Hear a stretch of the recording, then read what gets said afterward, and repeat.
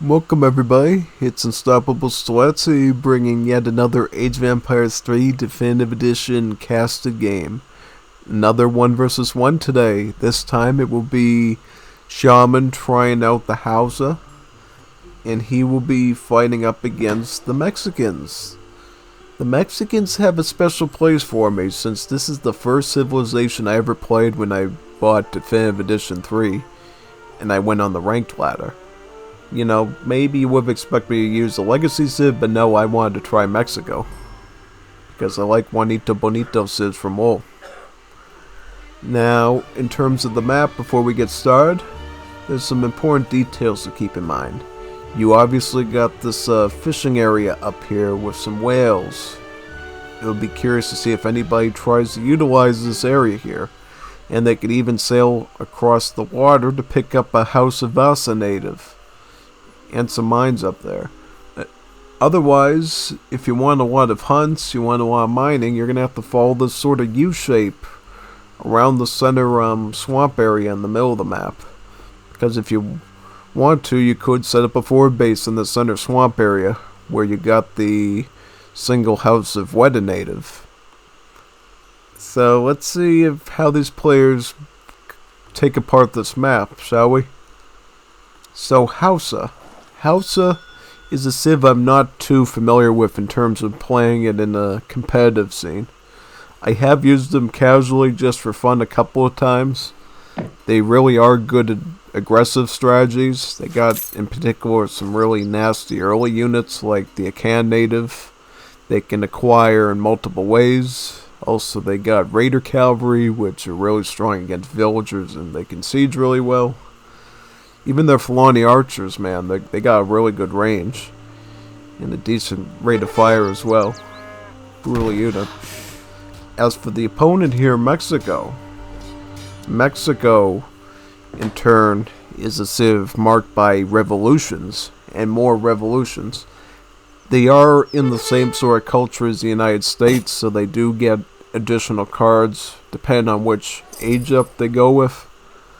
But obviously, if you go for a revolution, you're going to get a lot of cards available to you. And unlike other civs, they can break out of a revolution too. And return to Mexico, which would bring them to the next available age. So if you got a revolution in age 2, you would return to Mexico in industrial age. Just so we're aware of how that system works. So Mexico is starting out with the 2 settler, 1 hacienda wagon card. This is a generic start for Mexico. Haciendas, these big giant farms that can trickle food or coin or send cows or settlers over time. And it looks like even Mexico got some XP treasure, so that's pretty good. See, as Mexico, the more XP you can get, the better. Because that means more and more cards when you hit that revolution. Hausa, on the other hand, got some wood, so maybe we might see a early build of universities to acquire influence. The unique resource that Africans use to train native units without those standard resources, and also get some special units and technologies from their allied country that they age up with. Let's see what their first card was in Hausa. So yeah, just a plain old 3 villagers. In general, when you look at the deck here, we see some units. We do see the Ganansi card here, so maybe not the Akan age up right away. Perhaps he's going to send this to get some Akans early. Akans are a really nasty native to deal with since they deal a lot of splash damage in their ranged attack, and they have a decent anti-cavalry melee attack since they are like musketeers. But it'll be seen what goes on. Just so you're aware, if you don't know what Africans work like in D, these little crates here, this is the value of these cattle going up as they fatten. And they sort of drop off at 500.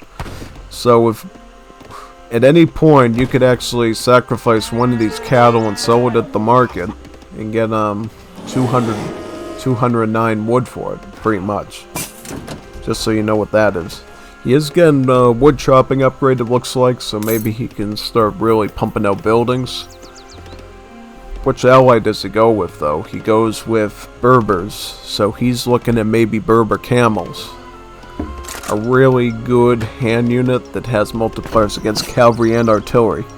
As for Mexico, they are actually going with my favorite H2 state, the Tlaxcala. That's Tlaxcala. They are really fun to play with since they can actually grant you some big buns at your town center to send Jaguar Knights. The same sorts of emergency big buns that even the Aztecs get. You can also get some Mesoamerican and Jesuit technologies from native embassies using them, so lots of nice options. Lots of nice options.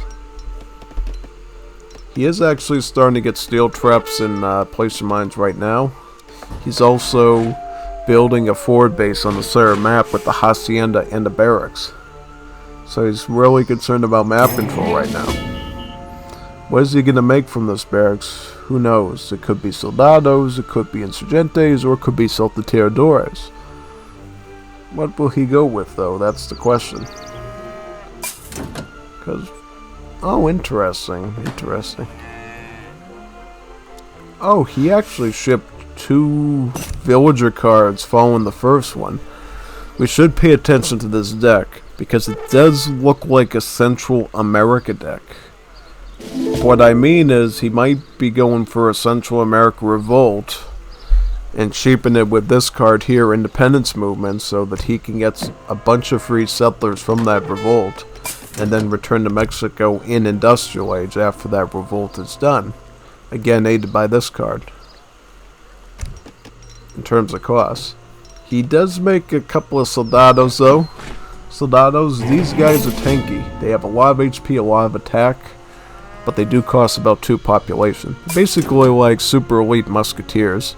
They actually have a really insane siege too, since they throw grenades, and that culminates in late game with a card that allows them to use a grenade launcher as a charge attack as well for splash. Now the wood is coming in. Probably as a defensive measure, or to help them afford a Central America revolt. What does it look like Hausa's doing? They're actually going for the Palace of Amina.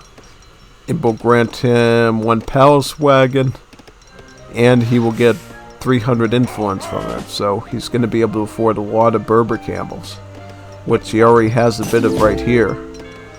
He already has a couple of them. He also trains some Fulani archers. Now this is interesting. We are seeing some relatively early map control from the Hausa. A forward palace and a forward university. Universities are pretty important since you research all your unique technologies from aging up with these. They also trickle more influence, allowing you to make even more of these units like the Berber camels. For about 155 influence, a lot prevent them from having to spend any sort of food, wood, or coin on them.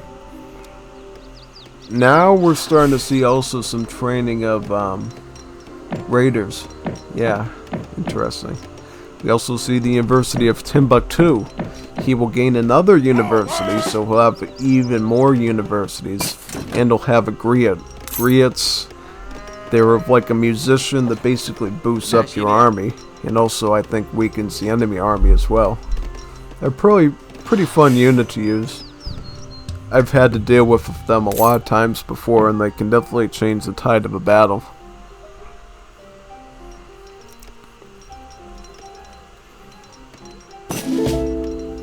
I also like how he's already captured one of the Vasa natives down here, so he could add some Polish winged hussars or some of their Swedish arquebusiers later.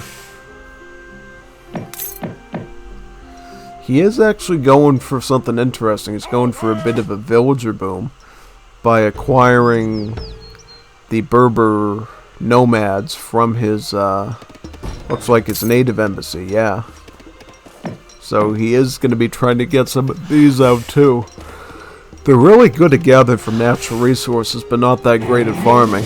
So if he can take advantage of the U-shape on this map and use his little forward base here to facilitate that, he should be able to get a lot of resources from that play. What's this? We see Ganansi. Ganansi will grant him some Akans. What will also happen though is it'll basically allow you to train them. You'll actually be able to train as many Akans as you want, but they will cost population as a countermeasure for the balance. Right? So now we do see the Central America Revolt from Mexico. I do find it a bit risky for them though that they only have about 5 soldados on the defense. They are kind of, I think they really are going to want to hope that they can reach Industrial Age in time, because that would really behoove them very well. Let's see if he picks up any cards from Central America or he just goes back for the return to Mexico. Yeah, I mean, Mexico certainly has a lot of options. Yeah, see, he's already returning to Mexico, it looks like. Yeah, definitely. So he just did that to acquire the large bunch of, I think about 8 settlers he gained from going for the Central America Revolt. So he's basically managed to do a very strong settler boom between his cards and with that revolt.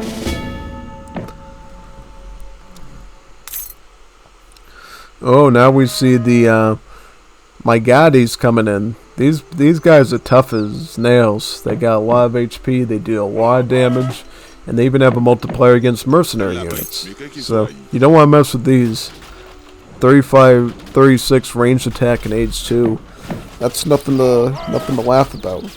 They also cost influence surprisingly, so as long as you get a lot of universities trickling the influence for you, that's a good secondary unit for you to spam out. Ah, so we see coin shipping in from them too, and they're also starting to get their second mining upgrade, the amalgamation.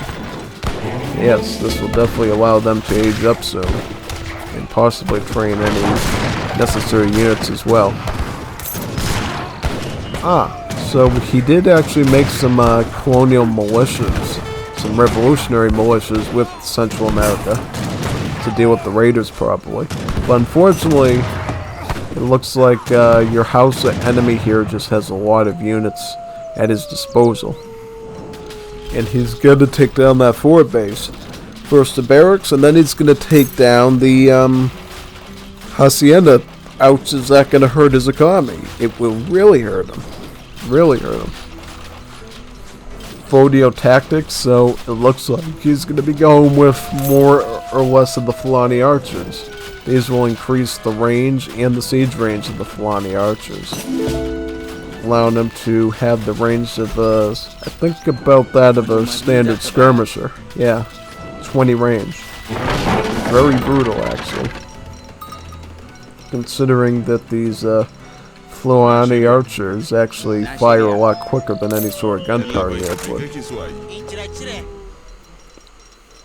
Yeah, you see here, like the Akan or the Magadi, about 3 rate of fire. These guys only about 1.5, which actually means they're dishing out a shot in like half the time. Yeah, half the time. They're going to age up again, this time with the Moroccans, to get some of their neat technologies, and likely to get a mosque from them, perhaps, to get some XP. They got a lot of nice technologies, Morocco. The one thing they don't have, though, is any sort of real military units they provide, like the Berbers or the faction that produces the Akans has. Yeah. What happened here? What is this? Okay, so he returned to Mexico in Industrial Age, and looks like he's going to be going for double factories. He actually, let's look at this deck real quick. He actually went for double factories, and he shipped 2 heavy cannons. He's probably looking at the situation he just had and figured, if I want to avoid any additional rushing from Hausa, I'm going to have to take full advantage of Industrial Age. And what's the nastiest, gnarliest, most damage-packed thing I can make in Industrial Age? It would be the heavy cannons, of course. So that's what he's doing. Going for heavy cannons. He's also going to put a fort up to protect the area even better.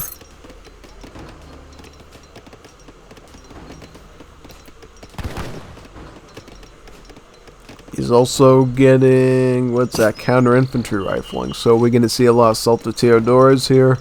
Some other skirmish unit, possibly. I kind of find this interesting because you don't always see people go double heavy cannon queue on the factories this early in the game, right? Because it looks like our pal Shaman just made it into Fortress Age. And we got our opponent here already spamming out heavy cannons, so that must not feel good for him. Probably scrambling, thinking, how am I going to deal with that much cancer? Cancer on wheels. I don't know, maybe a Berber camel shipment, yeah. Yeah, maybe a Berber camel shipment. These are pretty much good shipments, and they don't cost any coin, but they will cost the influence that you get from your universities. I do see he's farming up a lot of influence from his universities. How many universities does he have currently? He's actually maxed out the build limit of all 5 of the universities, so he's always going to get maximum influence. And we do see technologies coming out of this mosque as well, including the ones for line of sight. So yeah, he's definitely looking to make full advantage of his Moroccan allies and the technologies they have. Arma garrisons. Cool, so that grants him about 4 Torp wagons. And that's pretty good, actually. Torps, I love those houses. What they do is you put them anywhere, like next to a mine or a group of berries, and they start to gather from it. So, really a cool unit. What's this? Elite range warriors? So, for Hausa, the way they upgrade units works in 2 ways. They get elite range units, which will upgrade their javelin riders, which is a horse unit, and their Fulani archers. And then they get another set of upgrades to affect their melee units. So their Raider Cavalry and their Fulani Knights. It's kind of weird to think of it though, but the house only gets like 1 standard infantry unit, the Fulani Archer.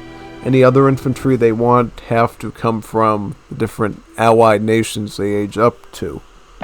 Like Akan or the Oyo. Or do they have any other ones? I'm trying to think. Yeah. Basically, you would have to go with those to get more infantry. Best next thing you get is like the Magadi. And these guys basically shadow tech in every age up. So if you reach industrial age like Hausa has, boy, they're going to be really good. They're going to have guard level stats. 54 range attack. That's pretty serious to deal with. But what does Mexico got? They got a monster spam of heavy cannons with a couple of soldados here. What? Yeah, I mean, are you gonna take it? Are you gonna charge it? Or are you gonna retreat? I think at this rate he feels pretty confident that he can spam heavy cannons because he knows even an unupgraded soldado is a pretty decent protector to it with their naturally high stats from the start. The one thing to watch from Hausa though is their big massive influence. They can get a lot of things with that, including even some of these natives. He's got both the Vasa natives and he has the Weda natives.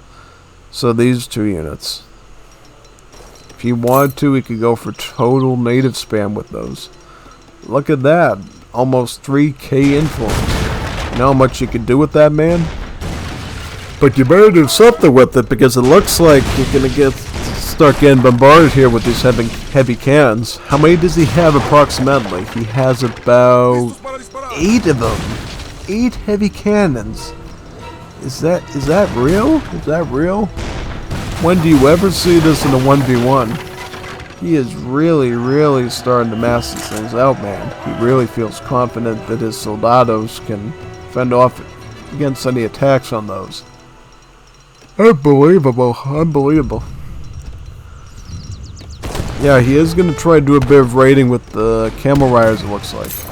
Are they going to get that heavy cannon down? I think so. I think that their multiplier, yeah, their multiplier is just enough to rip that thing to shreds. Yeah. But as you say that, another heavy cannon is coming out of the factory. So you're not really making much of a dent in stopping his artillery production. That was your goal. Now we see the raiders coming in. But unfortunately these guys don't have any sort of upgrades yet. He is going to get the veteran elite hand cavalry upgrade to get these guys to the veteran level in terms of stats. About 20% improvement. Oh, and he's switched over to the Lafidi Knights. I like the Lafidi Knights. These guys are really tanky. They're like, how would I describe it? They're basically got as much HP as maybe an elephant or something, but they're just like a standard Hussar type unit in every other aspect. So very fun to use. Look at all these heavy cannons though. Looks like Shaman was so concerned about the heavy cannon spin that they actually produced culverins from his palace.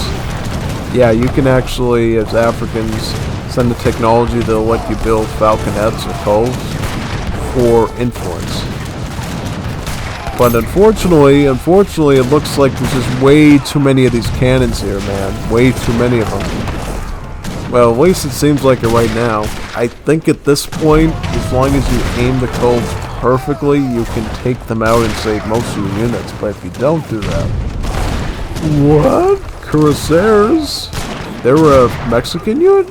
Well, they're not normally, but as you can see from their name, the Tuancingo, they have a special card in the home city called Tuancingo Cuirassiers, which allows you to train these guys from the fort and also ships you a couple of them, giving you access to French quality splash cavalry from your fortress. He's not waiting for nobody though. He's gonna try to burn down this trade route, because he knows that's funneling in a lot of strength to his Hausa enemy. He also even burned down his Hausa native too, to damn those native units. But at the same time, we see elite javelin riders. These guys are really built to deal with cuirassiers. They're a very nice and cheap one-top anti-cavalry option, since they use javelins as a means to kill hand cavalry really well. Alright, so we have these soldados sort of engaging with the Lafidi Knights. He's gonna want to retreat though, because now he's under the cannon fire of the culverins, and he's dealing with a bit of a unit spam there. He has to play this carefully. He has to do this very smartly, or he will lose. He did finally get the veteran soldado upgrade though, so they are a little bit more confident in combat now. What's this here too? We see a wall being constructed by Mexico to protect the haciendas and keep those trickles coming in. At the same time, we see Hausa looking to make a comeback on the center island, or the center swamp, whatever you want to call it, putting a watchtower up, putting a palace up, and a university up. Also, he deployed his torps in that area to start gathering from the mines and start to gather from their own berry bushes that they come with. And this would be the champion hand cavalry, so he's looking to go full H4 stats Lafidi Knights right now. That's it. That's House's goal. Looky here, they got a lot of HP, man. A lot of HP. That's their strongest suit, I would say. At the same time, we see Texacala textiles coming from Mexico. How many haciendas does he have right now? He has 1, 2, 3. 1, 2, 3. So he's gonna gain about about 8 settlers. 8 settlers from it. Yeah, that's really good. Really good stuff.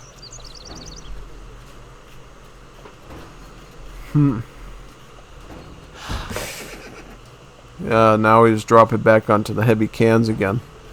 Probably wants to mass out his artillery if possible.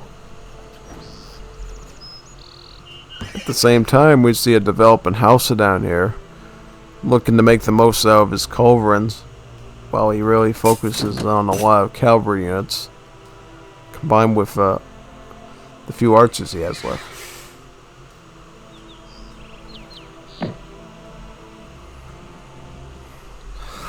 This is like the rich kids build right here. This is the rich kids build. So heavy cannons with soldados and cuirassiers. What is this man doing? He's going for all the pricey units, all the nasty units you don't want to deal with. Unbelievable. Unbelievable.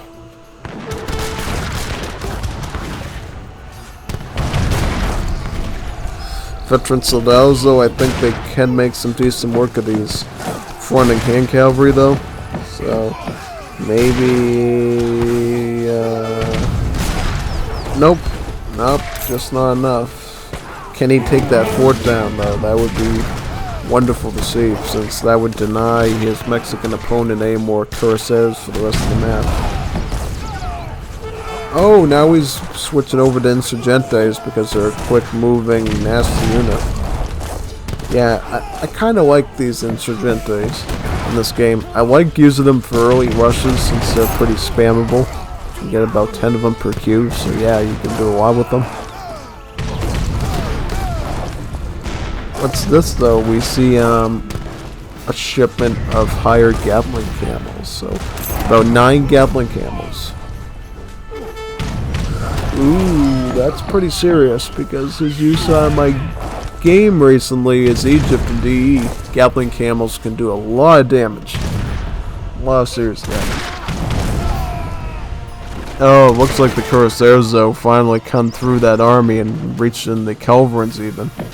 So, again, Hausa's forward base is under threat. Under assault. Under assault.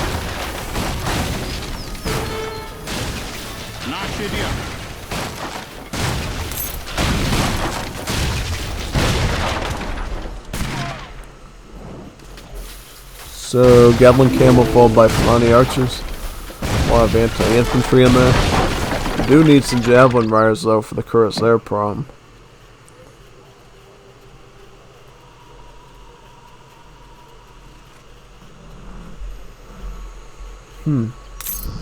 Interesting. It looks like Shaman's operations across the map seem to be holding right now. Indeed, looks like it.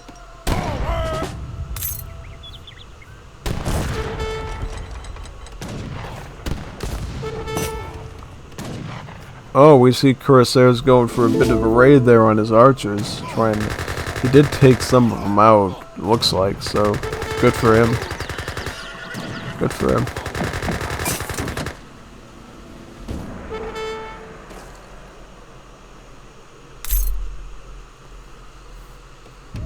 We see a switcheroo. We see,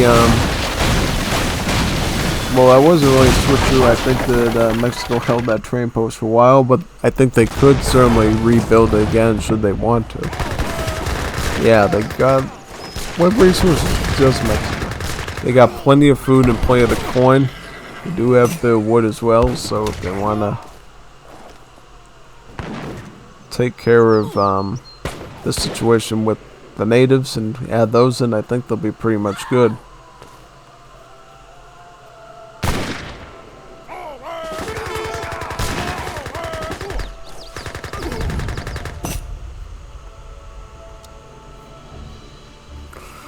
More culverins, yeah.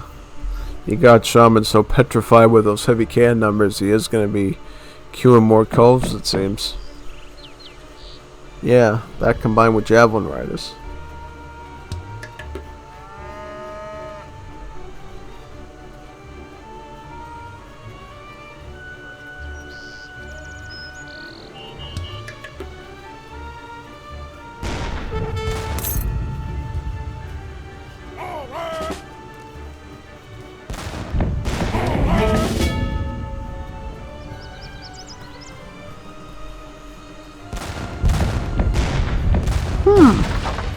Now, this is something you don't see every day. You see heavy cannons being removed from their standard detachment just to blow up a bunch of torps.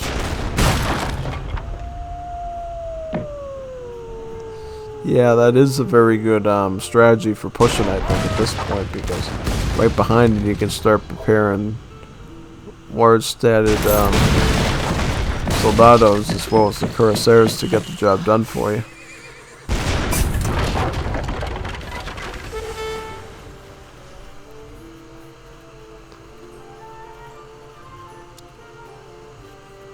It's getting cavalry combat, it looks like. Very nice. Just gonna start doing up some saltatiradores as well. The Mexican skirmisher unit that can go stealthy.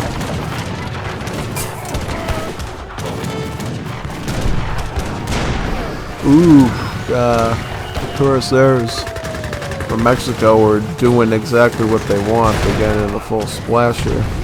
And even if they all die, at least they're doing serious damage since they're all grouped up like that. When you're fighting something like a cuirassier man, try to stagger your units a bit just so they're not taking that full splash on themselves. Word to the wise. Yeah, word to the wise. Yes, veteran saltatiradores. Yeah, these should do pretty good since especially he has the counter infantry rifling research as well.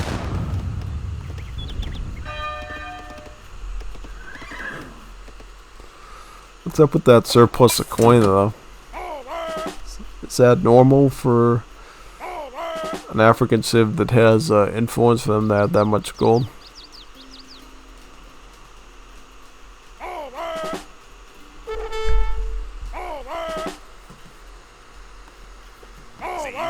So what's the final game plan here for Mexico? Are they just gonna go with like saltatiradores? Yeah.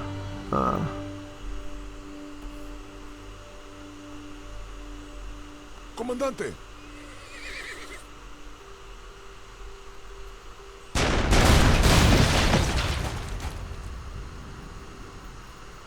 Now this is I see a war imminent because you see those heavy cans there. And I think this Hausa farm wants to take down like pronto. But in general it seems like they are getting the upper hand here in Mexico because they seem to have, well, they have more coin, that's for sure. And what can you make with coin? A lot of coin, you can obviously make cuirassiers if you have the same amount of food, or you could obviously make a big army of artillery since Mexico gets the full artillery foundry access.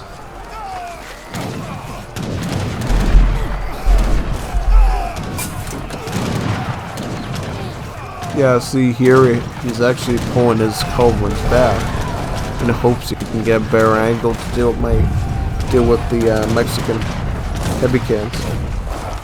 They're actually going for advanced arsenal as well.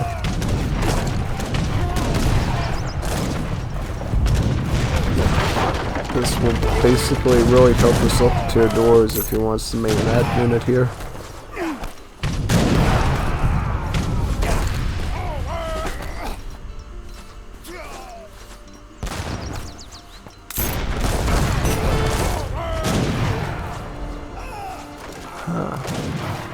Well, how many cards does Hausa even have left? So, just resource cards.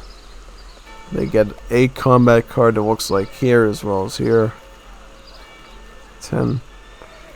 What's this card do? Ships the number of villagers and griots. Griot bill limit increase.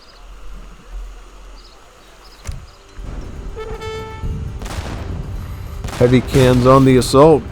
Looking to have to measure me over that whole trade route.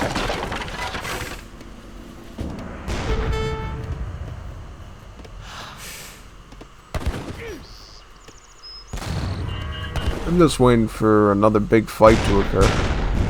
That'll probably be the last one they do.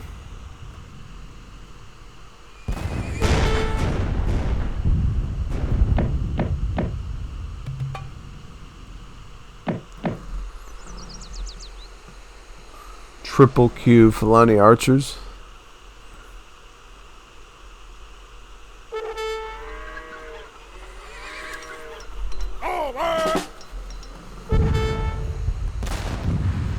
Oh, Polish winged hussars. Yeah, these guys, you don't want to mess with them. They have a really nasty charge attack, and then even after that, they have a really decent semi-splash melee attack from their lances.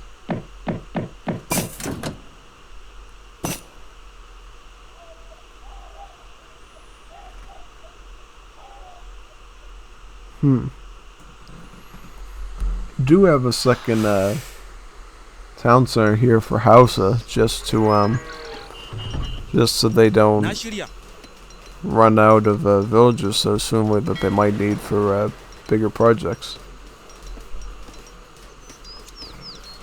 Alright, man, Mexico, let's do this, man. Let's do it. Oh, guard soldados, so he's actually going to focus more on the soldado units. Alright. See, the cool thing about having a large mass of soldados by your heavy cannons is, at least from ranged targets, they're not going to find a way to disable your camera from doing the right thing at all.